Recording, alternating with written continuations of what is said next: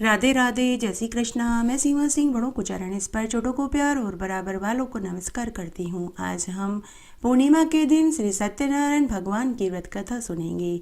अगर आपने पूर्णिमा का व्रत किया है तो साथ में आपको कथा भी सुननी चाहिए। इससे व्रत, पूजा और कथा सुनने का संपूर्ण फल प्राप्त होता है। पहला अध्याय। एक समय नैमिषारण्य तीर्थ में सोनकादि 88,000 ऋषियों ने श्री सूत जी से पूछा कि हे प्रभु, इस कलयुग में वेद विद्या रहित मनुष्यों को प्रभु भक्ति किस प्रकार मिलेगी तथा उनका उद्धार कैसे होगा। इसलिए हे मुनिश्रेष्ठ, कोई ऐसा तप कहिए जिससे थोड़े समय में पुण्य प्राप्त होवे तथा मन वांछित फल मिले। वह कथा सुनने की हमारी बहुत इच्छा है। सर्वशास्त्र ज्ञाता श्री सूत जी बोले कि हे वैष्णवों में पूज्य, आप सब ने सर्व प्राणियों के हित की बात पूछी है। अब मैं उस श्रेष्ठ व्रत को आप लोगों से कहूँगा जिस व्रत को नारद मुनि ने श्री लक्ष्मी नारायण भगवान से पूछा था। एक समय योगीराज नारद जी दूसरों के हित की इच्छा से अनेक लोकों में घूमते हुए मृत्युलोक में गए। वहाँ बहुत योनियों में जन्मे हुए सभी मनुष्यों को अपने अपने कर्मों के द्वारा अनेक दुखों से पीड़ित देखकर वे सोचने लगे कि किस यत्न के करने से इनके दुखों का नाश हो सकेगा। ऐसा मन में सोचकर नारद मुनि विष्णुलोक में गए। वहाँ श्वेत वर्ण 4 भुजाओं वाले देवों के ईश नारायण को, जिनके हाथों में शंख, चक्र, गदा और पद्म थे तथा वरमाला पहने हुए थे, नारद मुनि देखकर स्तुति करने लगे और बोले कि हे ईश्वर, आप अत्यंत शक्ति से संपन्न हैं। मन तथा वाणी भी आपको नहीं पा सकती। आपका आदि, मध्य और अंत नहीं। निर्गुण स्वरूप सृष्टि के कारण भूत और भक्तों के दुखों को नष्ट करने वाले हो। आपको मेरा नमस्कार है। नारद मुनि से इस प्रकार की स्तुति सुनकर विष्णु भगवान बोले कि हे नारद मुनि, आपके मन में क्या है? आपका यहाँ किस काम के लिए आगमन हुआ है? निसंकोच होकर कहो। तब नारद मुनि बोले कि हे प्रभु, मृत्युलोक में सभी मनुष्य जो अनेक योनियों में पैदा हुए हैं, अपने अपने कर्मों के द्वारा अनेक प्रकार के दुखों से दुखी हो रहे हैं। हे नाथ, अगर आप मुझ पर दया रखते हो तो बतलाइए कि उन मनुष्यों के सभी दुख थोड़े से ही प्रयत्न से कैसे दूर हो सकते हैं। तब भगवान बोले कि हे नारद मुनि, मनुष्य की भलाई के लिए तुमने बहुत अच्छी बात पूछी है। जिस काम के करने से मनुष्य मोह से छूट जाता है वह मैं तुमसे कहता हूँ, तुम ध्यान से सुनो। बहुत पुण्य देने वाला स्वर्ग तथा मनुष्य लोक दोनों में दुर्लभ एक उत्तम व्रत है। आज मैं प्रेमवश होकर तुमसे कहता हूँ। सत्यनारायण भगवान का यह व्रत अच्छी तरह विधान पूर्वक करके मनुष्य इस लोक के समस्त सुखों को भोग कर मरने पर मोक्ष को पाता है। श्री भगवान के वचन सुनकर नारद मुनि बोले कि हे प्रभु, उस व्रत का क्या फल है, क्या विधान है? किसने यह व्रत किया? किस दिन यह व्रत करना चाहिए? कृपा करके आप हमें विस्तार से कहिए। तब भगवान बोले कि दुख, शोक आदि को दूर करने वाला, धन धान्य को बढ़ाने वाला, सौभाग्य तथा संतान को देने वाला यह व्रत सब स्थानों पर विजयी करने वाला है। भक्ति और श्रद्धा के साथ पूर्णिमा के दिन से सत्यनारायण भगवान के शाम के समय ब्राह्मणों बंधुओं के साथ धर्म परायण होकर पूजा करें। भक्ति भाव से नैवेद्य, केले का फल, घी, दूध, गेहूं का चूर्ण ये सभी सामान सवाया लेवे। गेहूं के अभाव में साठी का चूर्ण, शक्कर और गुड़ भी ले सकता है। सभी भक्षण योग्य पदार्थ भगवान को अर्पण कर देवें और बंधु बांधुओं सहित ब्राह्मणों को भोजन करावें। उसके बाद सम भोजन करें। नृत्य, गीत आदि का आचरण करके श्री सत्यनारायण भगवान का स्मरण करता हुआ समय व्यतीत करे। इस तरह व्रत करने पर मनुष्य की इच्छा अवश्य पूरी होती है। विशेषकर कली काल में भूमि पर यही मोक्ष का सबसे सरल उपाय है। जय हो श्री सत्यनारायण भगवान की जय। सूत जी बोले कि हे ऋषि मुनियों, जिसने पहले समय में इस व्रत को किया, मैं उसका सारा वृतांत कहता हूँ, तुम ध्यान से सुनो। सुंदर काशीपुरी नगरी में एक अति निर्धन ब्राह्मण रहता था। वह भूख और प्यास से बेचैन हुआ नित्य ही पृथ्वी पर घूमा करता था। ब्राह्मणों से प्रेम करने वाले भगवान ने ब्राह्मण को दुखी देखकर बूढ़े ब्राह्मण का रूप धारण करके उसके पास गए और आदर के साथ पूछने लगे कि हे विप्र, नित्य दुखी हुआ पृथ्वी पर क्यों घूमता है? हे श्रेष्ठ ब्राह्मण, यह सब मुझसे कहो, मैं सुनना चाहता हूँ। तब वह ब्राह्मण बोला कि हे भगवान, यदि आप इसका उपाय जानते हो तो कृपा करके कहो। वृद्ध ब्राह्मण वेश में भगवान बोले कि सत्यनारायण भगवान मनवांछित फल को देने वाले हैं, इसलिए हे ब्राह्मण, तू उनका पूजन कर, जिसका पूजन करने से मनुष्य सभी दुखों से छूट जाता है। ब्राह्मण को व्रत का सारा विधान बतलाकर बूढ़े ब्राह्मण का रूप धारण करने वाले सत्यनारायण भगवान अंतर्ध्यान हो गए।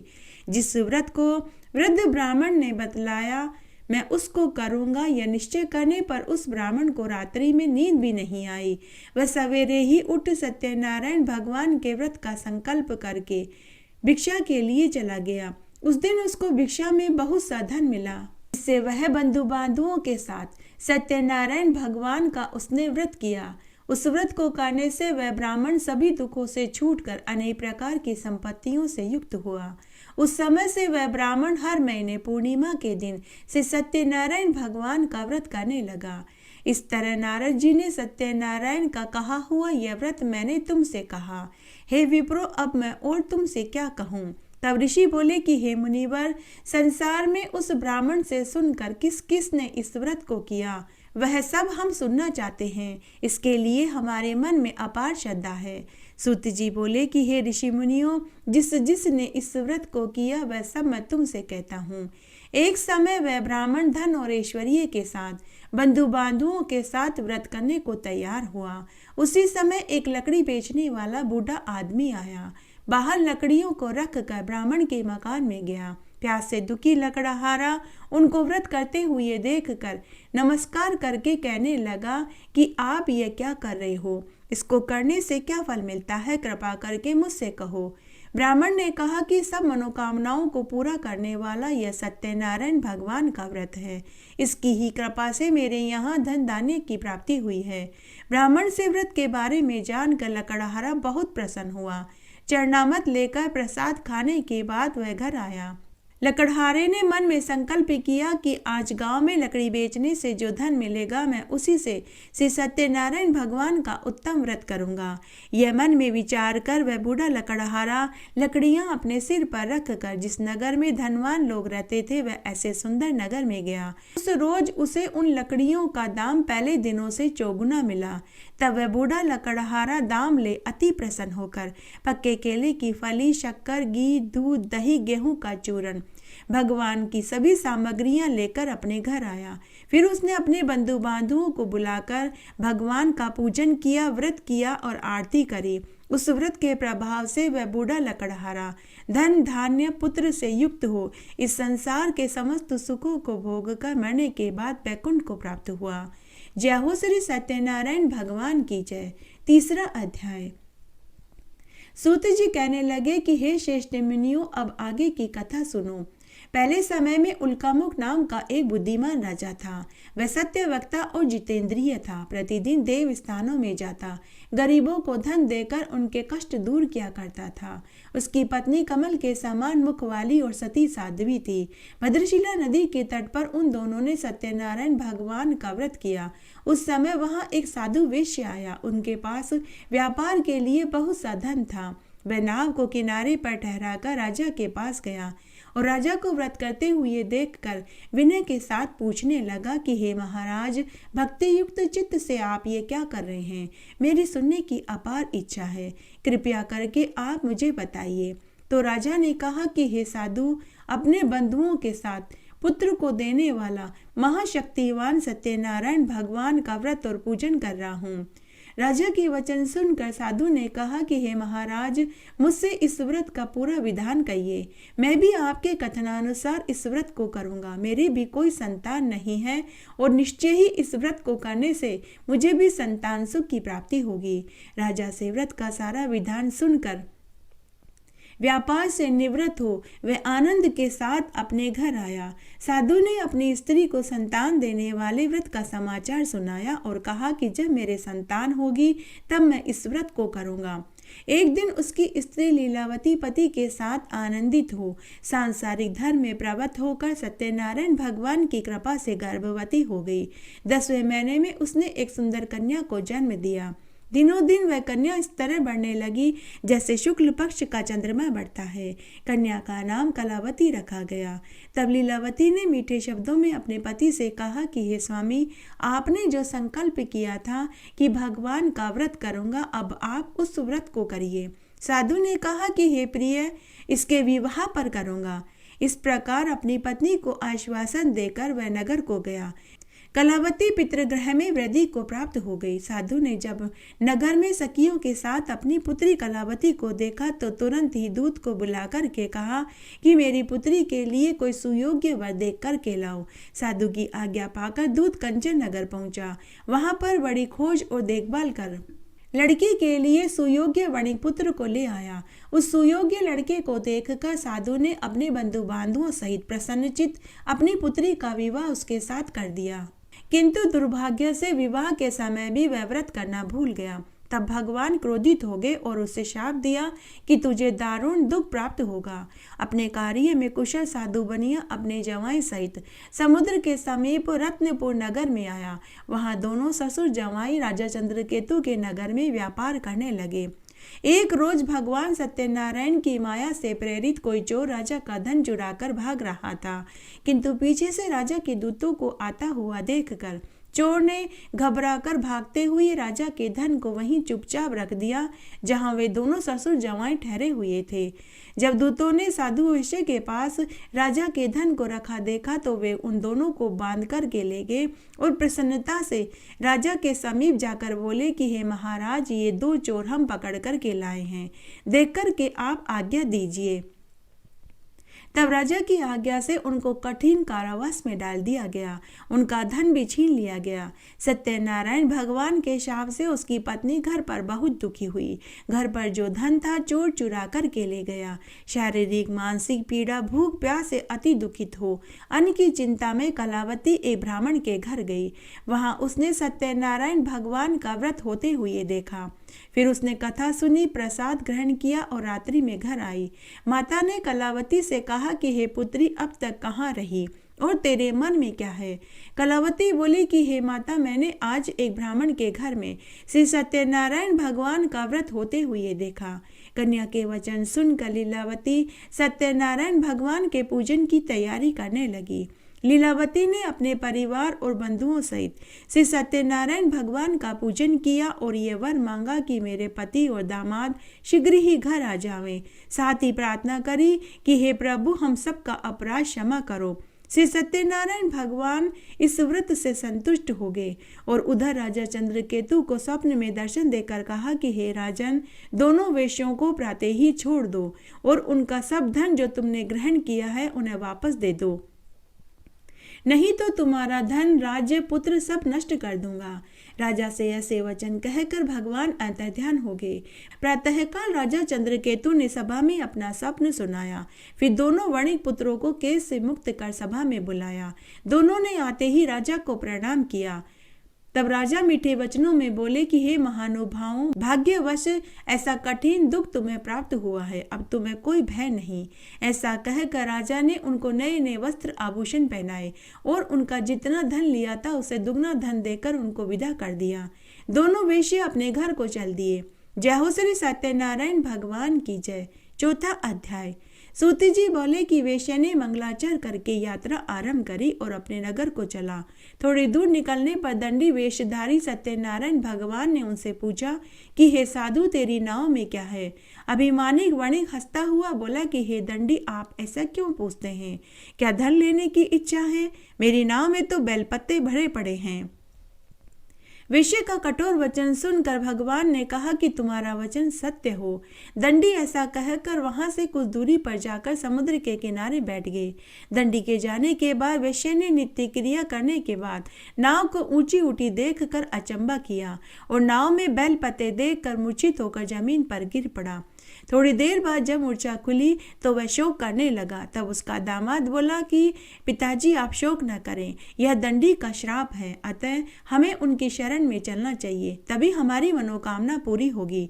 दामाद के वचन सुनकर वह दंडी के पास पहुंचा और अत्यंत भक्ति भाव से नमस्कार करके बोला कि मैंने आपसे जो असत्य वचन कहे उसके लिए आप मुझे क्षमा करें। ऐसा कहकर वह रोने लगा।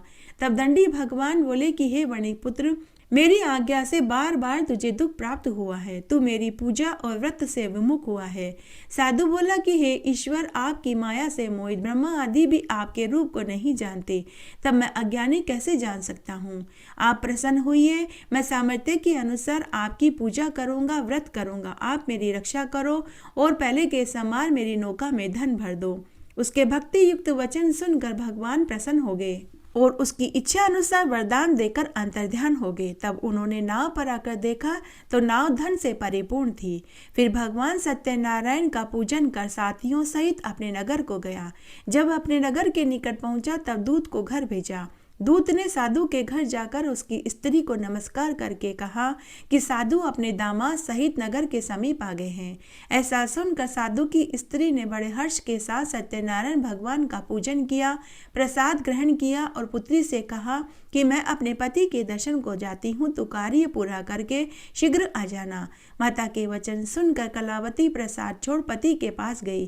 प्रसाद अवज्ञा के कारण सत्यदेव भगवान रुष्ट हो गए और उसके पति को नाव सहित पानी में डुबो दिया।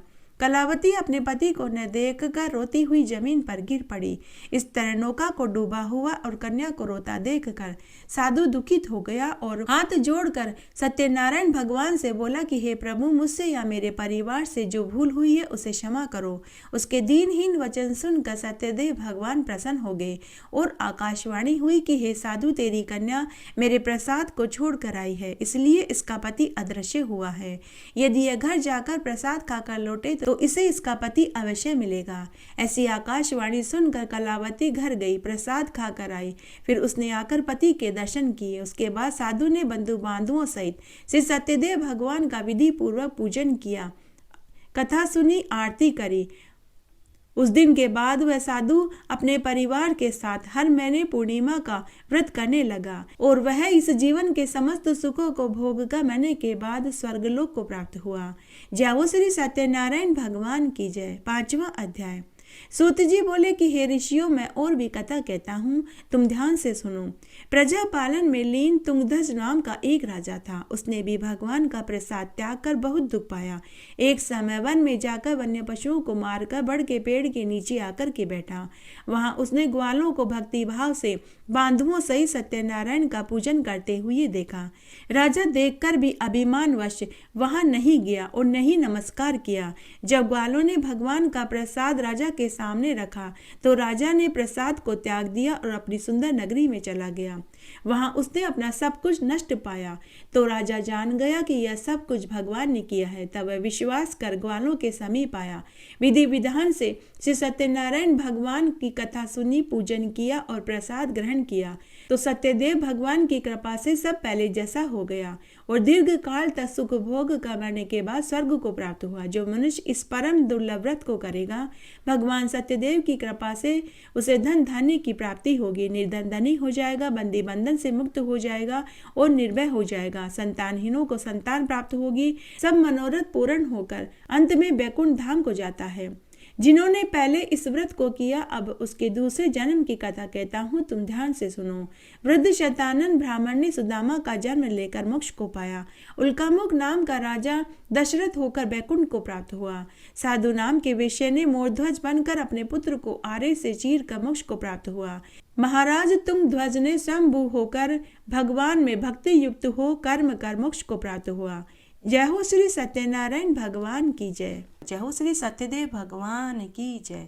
आइए अब हम श्री सत्यनारायण भगवान की आरती बोलते हैं। ओम जय लक्ष्मी रमणा, स्वामी जय लक्ष्मी रमणा, सत्यनारायण स्वामी जन पाठक हरना। ओम जय लक्ष्मी रमणा, रतन जड़ित सिंहासन अद्भुत छवि राजे, स्वामी अद्भुत छवि राजे। नारद करत निरंतर घंटा ध्वनि बाजे। ओम जय लक्ष्मी रमणा, रकत बड़े कवि कारण द्विज को दर्श दियो, स्वामी द्विज को दर्श दियो। बूढ़ो ब्राह्मण बन कर कंचन महल दियो। ओम जय लक्ष्मी रमणा, दुर्बल वीर कराल जिन पर कृपा करी स्वामी, जिन पर कृपा करी। चंद्र चूड़ एक राजा तिनकी विपत्ति हरी, ओम जय लक्ष्मी रमणा। वेश मनोरथ पायो श्रद्धा तज दीनी स्वामी, श्रद्धा तज दीनी। सो फल भोग्यो प्रभु जी तेरी स्तुति की, ओम जय लक्ष्मी रमणा। भाव भक्ति के कारण छिन छिन रूप धरो स्वामी, छिन छिन रूप धरो। श्रद्धा धारण कीनी तिनको काज सरो, ओम जय लक्ष्मी रमणा। ग्वाल बाल संग राजा वन में भक्ति करी स्वामी, वन में भक्ति करी। अनवांछित फल दीना दीन दयाल हरि, ओम जय लक्ष्मी रमणा। चढ़त प्रसाद सवायो कदली फल मेवा स्वामी, कदली फल मेवा। धूप दीप तुलसी से राजी सतदेवा, ओम जय लक्ष्मी रमणा। श्री सत्यनारायण जी की आरती जो कोई जन गावे स्वामी, जो कोई जन गावे। कहत शिवानंद स्वामी अनवांछित फल पावे, ओम जय लक्ष्मी रमणा, ओम जय लक्ष्मी रमणा स्वामी, जय लक्ष्मी रमणा। सत्यनारायण स्वामी जन पातक हरणा, ओम जय लक्ष्मी रमणा। जय श्री सत्यनारायण भगवान की जय। आइए अब हम जगदीश भगवान की आरती बोलते हैं। ओम जय जगदीश हरे स्वामी, जय जगदीश हरे। भक्त जनों के संकट, दास जनों के संकट क्षण में दूर करे, ओम जय जगदीश हरे। जो ध्यावे फल पावे दुख विन से मन का स्वामी, दुख विन से मन का। सुख संपत्ति घर आवे कष्ट मिटे तन का, ओम जय जगदीश हरे। मात पिता तुम मेरे शरण गऊँ किसकी स्वामी, शरण गऊँ किसकी। तुम बिन और न दूजा आस करूँ जिसकी, ओम जय जगदीश हरे। तुम पूर्ण परमात्मा तुम अंतर्यामी स्वामी, तुम अंतर्यामी।